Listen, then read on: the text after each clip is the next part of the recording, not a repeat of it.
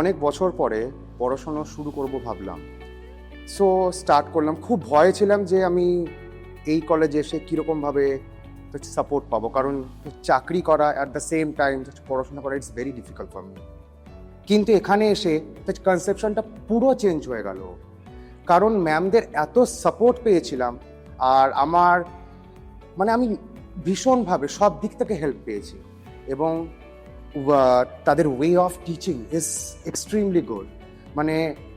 আমি ভাবতেও পারিনি তারা সেইভাবে পড়ায়, এবং তারা ভীষণ জোভিয়াল, তারা ভীষণ হেল্পফুল এবং ভীষণ আন্ডারস্ট্যান্ডিং। সো আমি বলবো আমি এসে খুব খুশি হয়েছি এবং পড়াশোনাটা খুব এনজয় করছি।